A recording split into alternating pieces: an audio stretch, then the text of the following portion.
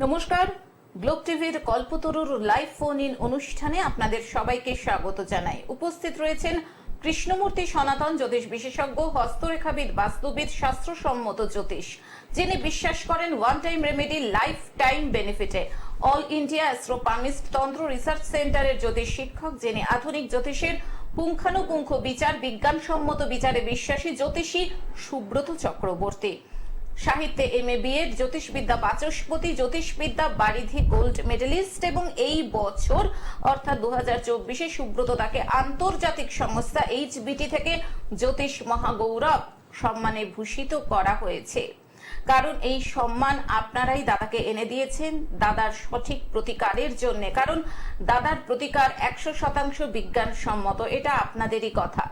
কারণ দাদা প্রতিকার করেন সম্পূর্ণ চক্রম D38 এবং কর্মভাবা কুবের চক্রম D31 চার্টের উপরে ভিত্তি করেই কিন্তু দাদার প্রতিকার। আজকের আলোচ্য বিষয়বস্তু হচ্ছে বাচ্চাদের পড়াশোনার ক্ষেত্রে নানান সমস্যা। অনেক ক্ষেত্রে দেখা যায় একই মায়ের দুজন সন্তান, একজন প্রচন্ড মেধাবী আর আরেকজন পড়াশোনা করতেই চায় না। জন্মছকে গ্রহ নক্ষত্রের অবস্থান ঠিক কিরকম থাকলে এই ধরনের সমস্যা হতে পারে, এবং দর্শক শ্রোতা বন্ধুরা অনুরোধ করেছেন দাদাকে এই সমস্যা নিয়ে হোয়াটসঅ্যাপের মাধ্যমে যে দাদা যাতে আজকের এই পর্বে এই সমস্যা নিয়ে দাদা কিছু বক্তব্য রাখেন। এবং যারা অনুরোধ করেছেন আমি তাদের নামগুলো বলে দিচ্ছি। বারাসাত থেকে সুপ্রিয়া দেবনাথ, আমতা থেকে দেবশ্রী প্রামাণিক এবং কনক মল্লিক বারুইপুর থেকে অনুরোধ করেছেন যাতে এই নিয়ে আজকে দাদা আলোচনা করেন। আর আপনারা চলে আসুন আপনাদের নানান সমস্যা নিয়ে সুব্রত দার সঙ্গে সরাসরি কথা বলার জন্য আমাদের দুটো লাইভ ফোন নাম্বারে ফোন করে 03325712255226 এবং 033400814337। আসুন আজকের এই জ্যোতিষ শাস্ত্রের কল্পতরু লাইভ ফোন ইন অনুষ্ঠানে আরো আরেকবার স্বাগত জানাই বিশিষ্ট জ্যোতিষী সুব্রত চক্রবর্তীকে। স্বাগত দাদা আরো আরেকবার এই অনুষ্ঠানে। নমস্কার, গ্লোব টিভির সমস্ত দর্শক বন্ধুকে নমস্কার জানাচ্ছি। অনুষ্ঠান শুরুর প্রথমেই আমার পিতামাতাকে প্রণাম জানাই মাতারার চরণে, প্রণাম জানাই সমস্ত বয়োজ্যেষ্ঠ মানুষদের প্রতি যারা আমার অনুষ্ঠান নিয়মিত গ্লোব টিভি দেখে চলেছেন। প্রত্যেক সোমবার দিন দুপুর 2:40, প্রত্যেক বৃহস্পতিবার দিন দুপুর 2:30, এছাড়া অন্য আরেকটি মিডিয়াতে প্রত্যেক রবিবার দিন দুপুর 2:45। এই যে গ্লোব টিভিতে আপনার অনুষ্ঠানটা দেখছেন ফেসবুক লাইভ থেকে বা ইউটিউব থেকে, অথবা এখন যারা টিভিতে দেখছেন, আমার ঠিক ক্যামেরার পেছনেই অনেক টেকনিশিয়ান দাদা ভাইরা রয়েছে, তাদেরকে অনেক শুভেচ্ছা ভালোবাসা জানাই।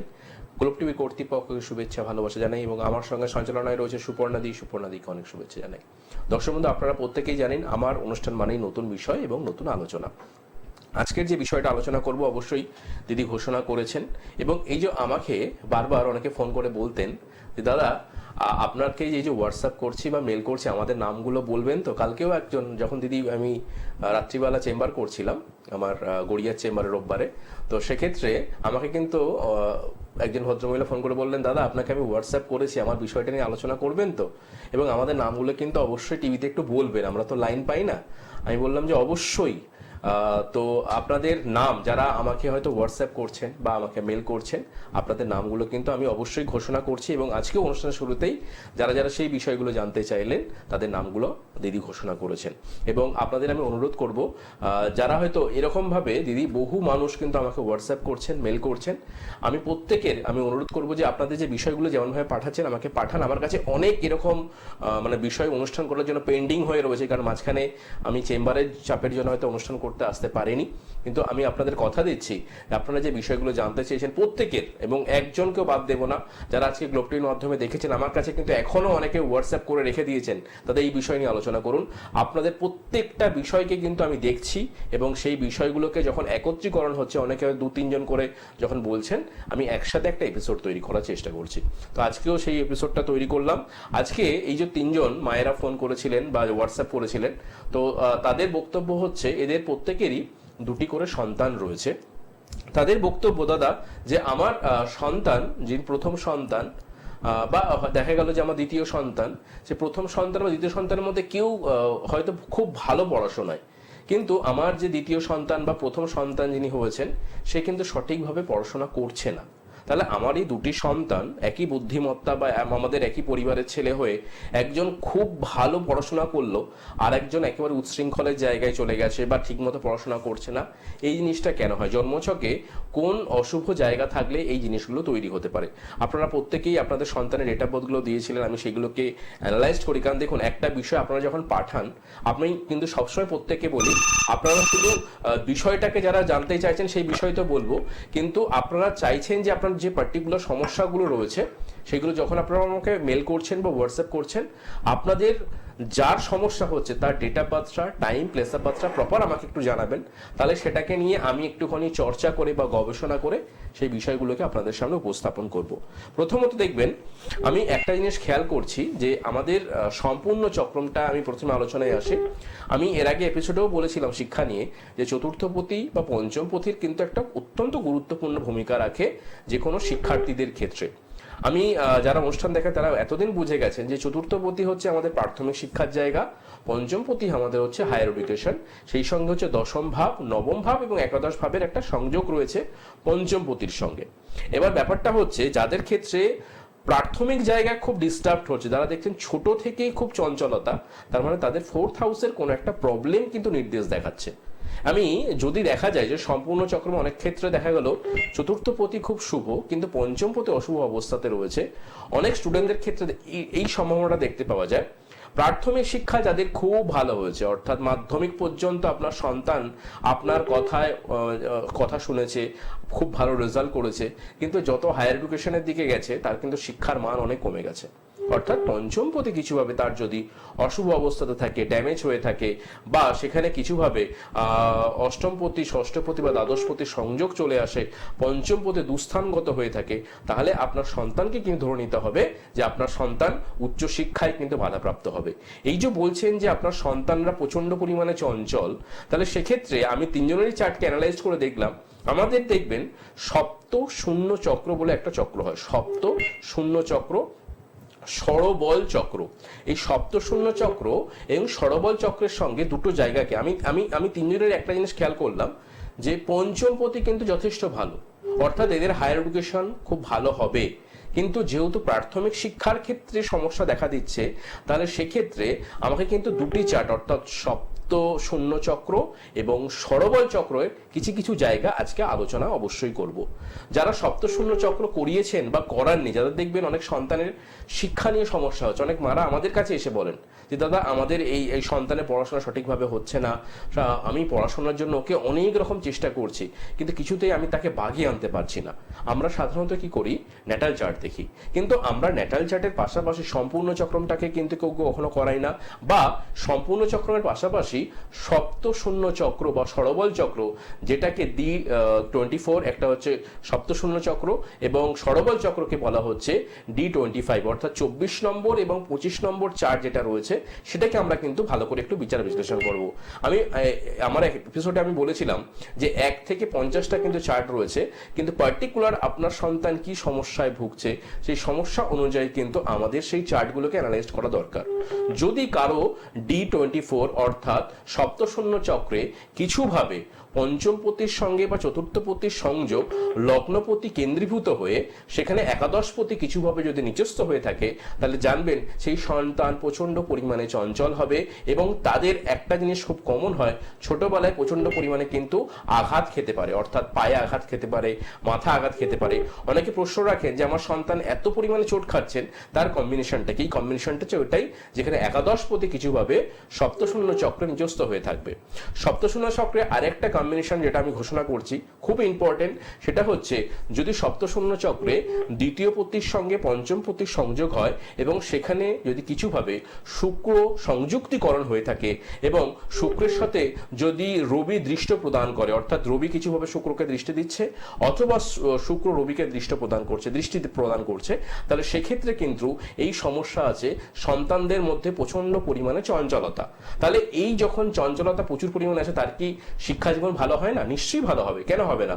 শিক্ষা জীবন অবশ্যই ভালো হবে। তার জন্য আমাদের কি করতে হবে?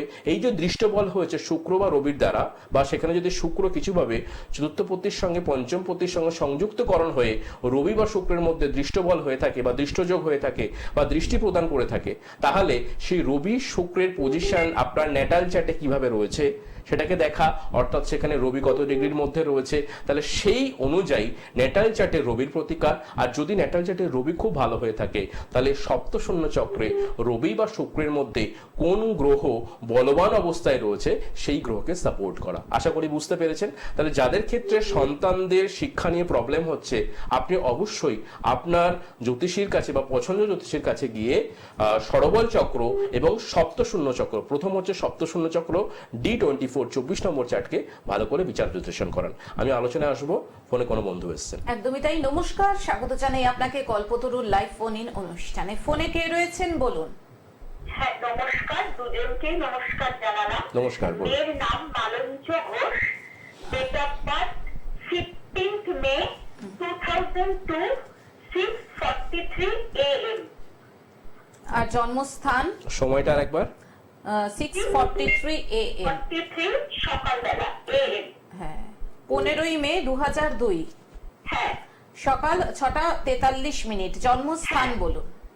জন্মস্থান কল্যাণী, মানে এমএসসি করছে, তো টিআইএফআর পরীক্ষাটা খুবই ভালো হয়েছে ডিসেম্বরে। পিএইচডির জন্য অ্যান্সার শিটটা বেরিয়ে গেছে, সেটা মানে খুবই ভালো দেখছে। এইবার কি হবে, আর 2025-এ নেট দেবে পিএইচডির জন্য, তো এটা কি মেয়ের ক্ষেত্রে ফ্রুটফুল হবে, পাবে কি? এইটাই আমার জিজ্ঞাসা, মানে পিএইচডির ব্যাপার। আচ্ছা, আমার একটা জিজ্ঞাস্য রয়েছে। আপনি তো এতগুলো প্রশ্ন করলেন, আমি একটা করি এবার আপনাকে। হ্যাঁ হ্যাঁ, বলছি আপনি কেমন আছেন আগে বলুন। আমি এই মুহূর্তে ভালো আছি। কেন ভালো আছেন? দাদার সাথে কথা বলার সুযোগ পেয়েছেন বলে? হ্যাঁ, আমি কিন্তু এই কল্পতরু অনুষ্ঠান দেখি, এবং মানে ফোনের চেষ্টা কোনোদিন করিনি। আমার মেয়ে করেছিল, আমার মেয়ে অনেকক্ষণ ছিল, কিন্তু অবশেষে আর কথা বলার ভাগ্যটা হয়নি। কিন্তু আমি এই অনুষ্ঠানটা দেখি, উনি পুঙ্খানুপুঙ্খ বলেন। আর যেহেতু উনি নৈহাটিতে বসেন, তো সেহেতু আমি কল্যাণীতে থাকি। যদি প্রয়োজন থাকে সেটা তো দাদা বলবেন। তো আমি, আর সব থেকে বড় কথা, আপনি যা যা সঞ্চালনা করেন আমি সমস্ত অনুষ্ঠান দেখি। আচ্ছা, ধন্যবাদ। খুব মানে মনে গেঁথে থাকেন আপনি। আর অনুষ্ঠানও খুব সুন্দর হয়। ধন্যবাদ আমার আপনাকে। কাছে আমি প্রশ্ন করছি এই কারণে, যেহেতু আমিও শ্রী শ্রী রামকৃষ্ণ ঠাকুরের ভক্ত, শ্রী শ্রী সারদা মায়ের, তো বাবাও, তো সেই কারণে আমার একটা আত্মিক মিল আমি অনুভব করি। বাহ বাহ, ধন্যবাদ আপনাকে, অসংখ্য ধন্যবাদ। হ্যাঁ, যেমন আমার মেয়ে কল্পতরু উৎসবে যাবে দক্ষিণেশ্বরে। আচ্ছা আচ্ছা আচ্ছা, ঠিক আছে।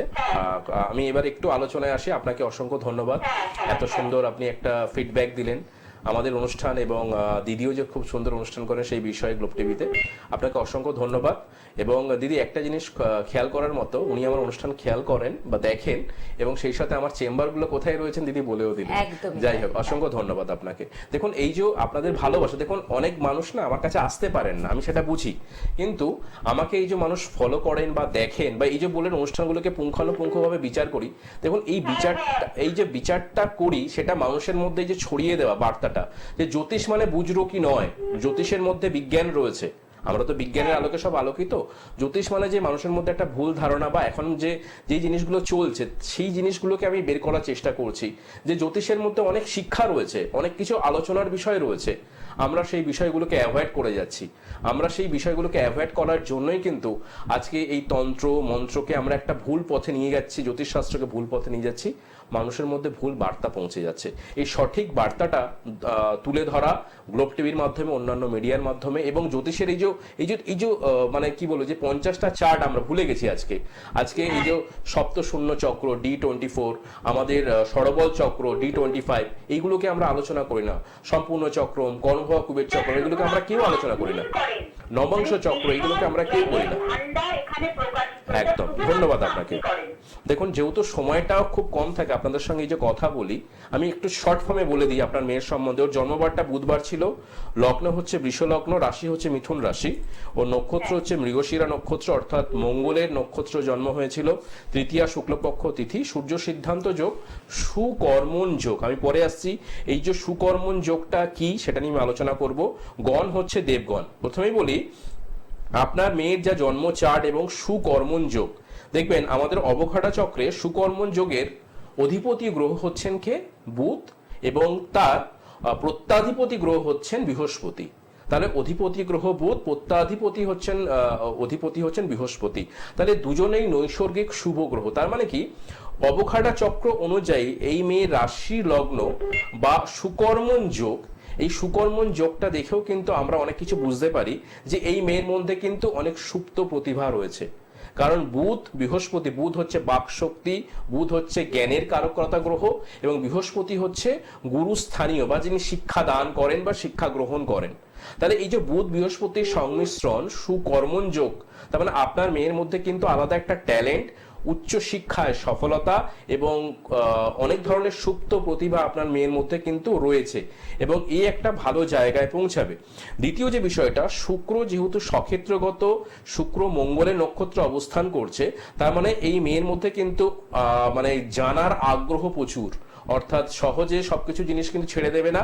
যে কোনো বিষয়ের উপর মানে গভীর বিশ্লেষণ আলোচনা করে আপনার মেয়ে কিন্তু তবেই সেই জায়গা থেকে ওঠে।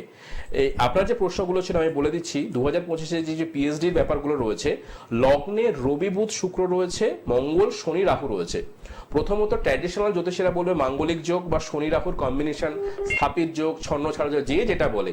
কিন্তু আমি বলবো এই যে মঙ্গল ওর লগ্নে অবস্থান করছে, মঙ্গল এবং শনি অবস্থান করছে, এই জায়গাটা কিন্তু ওকে 2025-এর যা কম্বিনেশন বা ওর দশা অন্তর্দশা, ওকে কিন্তু একটা ভালো জায়গা নির্দেশ ঘটাচ্ছে।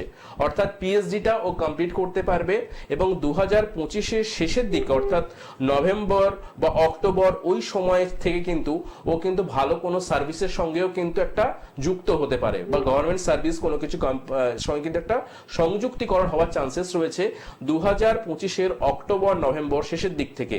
এবং সেই কম্বিনেশনটা 2026-এর একদম মে মাস পর্যন্ত থাকবে। অর্থাৎ ওর পিএইচডি কিন্তু খুব হবে, এবং ভবিষ্যতের ক্ষেত্রে 2025-এর শেষ থেকে অর্থাৎ অক্টোবর নভেম্বর থেকে 2026-এর মে জুন বা জুলাই ওই সময় পর্যন্ত গভর্নমেন্ট সার্ভিস হওয়ার কিন্তু একটা কানেকশন আমি পাচ্ছি, এবং ও কিন্তু পিএইচডিতে খুব ভালো চান্সেস পেয়ে যাবে। ঠিক আছে, ওর একটা বিষয় কোনো পরীক্ষা তো দিচ্ছে না, শুধু পিএইচডি নেট পরীক্ষাই দেবে। একদম দিক না, তাতে ও দেখবেন ও চান্স হয়ে যাচ্ছে ওর। ঠিক আছে, ও চান্স হয়ে যাবে। আপনি আমাকে একটা একদম, আমি তো বলেইছি নেটের একটা পরীক্ষা হবে 16 থেকে 20-র মধ্যে ডেট করবে, আরেকটা সম্ভবত আগস্টে, এখনো জানা যায়নি। ঠিক আছে, ওকে দিতে বলুন, ওকে দিতে বলুন। ইআইএসআর এর অ্যানসার শিটটা বেরিয়ে গেছে, যেটা 8 ডিসেম্বর পরীক্ষা হয়েছিল, সেখানে কিন্তু 90% অ্যানসার খুব ভালো। আমি তো বললাম যে আপনার মেয়ে গবেষণামূলক সঙ্গেই যুক্ত হবেন, কারণ সুকর্মণ যোগ তো বুধ এবং বৃহস্পতির কম্বিনেশন। আপনার মেয়ের যা কেরিয়ার যথেষ্ট উন্নত, কিন্তু ওর একটা জিনিস আপনি একটু খেয়াল করবেন, ওর যেহেতু লগ্ন থেকে সপ্তম ভাবের কম্বিনেশনে কেতু অবস্থান করছে, ওর একটু শরীর স্বাস্থ্যগত সমস্যা থাকবে। ঠিক আছে, ওর শরীর স্বাস্থ্য বলতে হ্যাঁ ওইটাকে আমি বলি জব করতে থাকো, একদম অবশ্যই খুব ভালো, যতবার পারি আমি জব করি। খুব ভালো, ধন্যবাদ আপনাকে অসংখ্য। দেখানো হয় ওম হ্রিং দুর্গে দুর্গে রাক্ষানি স্বাহা, এটা কিন্তু আমি করি। ধন্যবাদ আপনাকে। আমি মনে হচ্ছে আমি এটা করে ভালো আছি। একদম, অনেক মানুষ ভালো আছেন, আপনিও ভালো থাকবেন। তবে আপনাকে আমি যেটা বলার, আপনার মেয়ের শিক্ষা জীবন এবং কর্ম নিয়ে কিন্তু চিন্তার কিছু নেই। সুকর্মণ যোগ তো, ও কর্মজীবনে প্রতিষ্ঠা পেয়ে যাবে এবং ওর গবেষণামূলক কর্মের সঙ্গে যুক্ত হবে। মেন ব্যাপারটা হচ্ছে ওর শরীর স্বাস্থ্যগত সমস্যা একটু থাকবে। ওকে বলুন একটু জব তো অবশ্যই করছে, তার সঙ্গে হচ্ছে এক্সারসাইজ করতে, এবং সাথে ওর একটা কেতুর সাপোর্ট যদি আপনি পারেন একটু করিয়ে রাখবেন। আপনি পারলে আমার সঙ্গে একটু যোগাযোগ করবেন, আমি ওর শরীর স্বাস্থ্য বিষয়ক একটা প্রতিবিধান করিয়ে দেব, যাতে শরীর আমাদের একটা মন্দির, এবং শরীর যদি ঠিক থাকে তাহলে সবকিছুই ঠিক আছে। তো শরীরটার জন্য একটা প্রতিবিধান প্রয়োজন রয়েছে, সেই জায়গাটার জন্য আপনি একটু পরে আমার সঙ্গে যোগাযোগ করে নেবেন। ঠিক আছে, ভালো থাকবেন। ঠিক আছে, নমস্কার। ধন্যবাদ আপনাকে। খুব আজকে সন্তুষ্ট হলাম। ধন্যবাদ আপনাকে। এতদিন বাদে লাইন পেয়েছি তো, মানে মনে তৃপ্তি পেলাম। ধন্যবাদ আপনাকে, ধন্যবাদ, ভালো থাকবেন। আচ্ছা, আমি আবারও নমস্কার জানালাম। নমস্কার। হ্যাঁ, ফোন করার জন্য ধন্যবাদ। যারা মনে করছেন সুব্রত চক্রবর্তীর সঙ্গে যোগাযোগ করবেন, যারা মনে করছেন দাদাকে দেখাবেন, দেখুন স্ক্রলে চেম্বারের বুকিং নাম্বার যাচ্ছে 9874207060, এছাড়াও 9831707058। বিভিন্ন জায়গায় দাদার চেম্বার রয়েছে। সোমবার শ্যামবাজার খড়িয়াপুকুর, মঙ্গল রবিবার গড়িয়া, বুধবার দুর্গাপুর বর্ধমান, বৃহস্পতিবার ব্যারাকপুর 15 নম্বর রেলগেট আমরা ক্লাবের দোতলায় বিকেল 4টে থেকে 6টা এবং বৃহস্পতিবারই 6টা থেকে 8টা নৈহাটি ঋষি বঙ্কিমচন্দ্র কলেজের পাশে অঞ্জলি জ্যোতিষ বিভাগে। শুক্রবার পশ্চিম মেদিনীপুর টাউন, শনিবার হাওড়া বালিবাজার। এছাড়াও আপনারা আশা করি জানেন যে শিলিগুড়িতে আপনারা দাদাকে পেয়ে যাচ্ছেন প্রতি মাসের 8 থেকে 14 তারিখ শিলিগুড়ি হিলকাট রোডে সেবক মোড়ে রত্ন ভান্ডার জুয়েলার্সে, এবং প্রতি মাসের 15 থেকে 18 তারিখ শিলিগুড়ি সিটি সেন্টারে রত্ন ভান্ডার জুয়েলার্সে। এছাড়াও পূর্ব মেদিনীপুর এগরা এবং পশ্চিম মেদিনীপুর বালিচক ডেবরাতে দাদাকে আপনারা পাচ্ছেন। দাদা, ওই সপ্ত শূন্য চক্র, সরবল চক্র, যেটা নিয়ে আলোচনা, সপ্ত শূন্য চক্রটা বললাম, এবার সরবল চক্রটা নিয়ে একটু বলে দিই শর্ট ফর্মে। সরবল চক্রে যাদের ক্ষেত্রে আপনি যদি কখনো খেয়াল করেন যে ষষ্ঠপতির সঙ্গে যদি দ্বিতীয় সংযুক্তকরণ হয় এবং সেখানে ন্যাটাল চার্টে আপনার বুধ কিছুভাবে যদি ড্যামেজ হয়ে থাকে, বুধ ড্যামেজ বলতে গেলে বুধ নিচস্থ হতে পারে, বুধ রাহুযুক্ত হতে পারে, বুধের ডিগ্রি কম হতে পারে, বা বুধ অশুভ নক্ষত্র দ্বারা পীড়িত হতে পারে।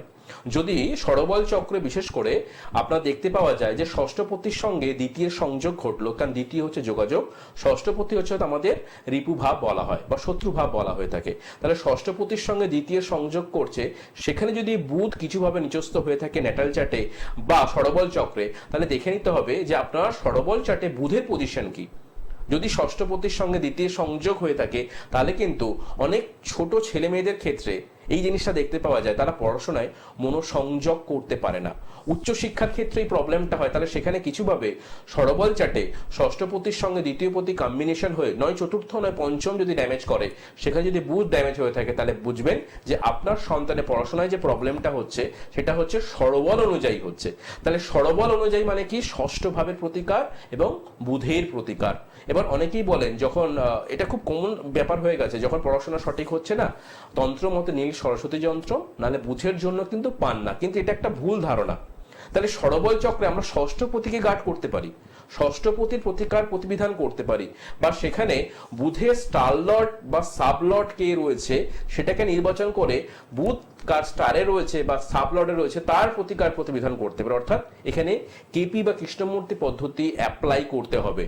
তাহলে এই বিষয়টা কিন্তু অত্যন্ত ইম্পর্টেন্ট, যে শুধুমাত্র পড়াশোনা করছে না সন্তান, আমি পান্না পরিয়ে দিলাম বা নীল সরস্বতী যন্ত্রম করিয়ে দিলাম, আমার সন্তান পড়াশোনায় খুব ভালো হয়ে গেছে, খুব ভুল এবং আমি যেটা বলবো যে একদম ভ্রান্ত ধারণা। তাহলে সেক্ষেত্রে আমরা সরবলটাকে যেন একটু বিচার বিশ্লেষণ করি। আজকে এই ছোট বিষয়গুলোর উপর ছোট ছোট দুটো আমি সাবজেক্টকে আলোচনা করলাম। অনেকেই রিকোয়েস্ট ছিল, দাদা একটু বলবেন যে রাশিগতভাবে 2025 কেমন হতে চলেছে। একটু শর্ট ফর্মে, যেহেতু সময় আমাদের খুব কম, আমি শর্ট ফর্মে একটু বলে দিই।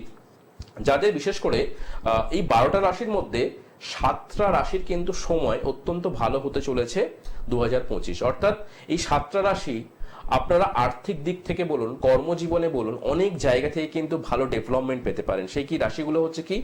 মেষ রাশি, মিথুন রাশি, সিংহ রাশি, কন্যা রাশি, ধনু রাশি, মকর রাশি এবং কুম্ভ রাশি। এই যে 7টা রাশি বললাম, এই 7টা রাশির জাতক জাতিকারা কর্মজীবন, অর্থনৈতিক জীবনে কিন্তু, এবং যাদের কাজ অনেক ধরনের সমস্যার জায়গায় আটকে রয়েছে, তারা কিন্তু খুব ভালো ডেভেলপমেন্ট পেতে পারেন। কিন্তু আদার্স যে 5টা রাশি পড়ে রইল, অর্থাৎ বৃষ রাশি, মিথুন রাশি, কন্যা রাশি, বৃশ্চিক রাশি এবং মীন রাশি, এই রাশিদের ক্ষেত্রে একটা অ্যাভারেজ কিন্তু সময় যেতে পারে 2025। একদম যে খারাপ সময় যাবে সেটা নয়, একটা অ্যাভারেজ কিন্তু সময় যেতে পারে। বিশেষ করে মীন রাশির যারা জাতক জাতিকারা রয়েছেন শরীর স্বাস্থ্যগত সমস্যা নিয়ে একটু সাবধানে থাকবেন। বৃষ রাশির জাতক জাতিকাদের ক্ষেত্রে কিন্তু অর্থনৈতিক জায়গায় প্রচন্ড সমস্যার জায়গা তৈরি হতে পারে।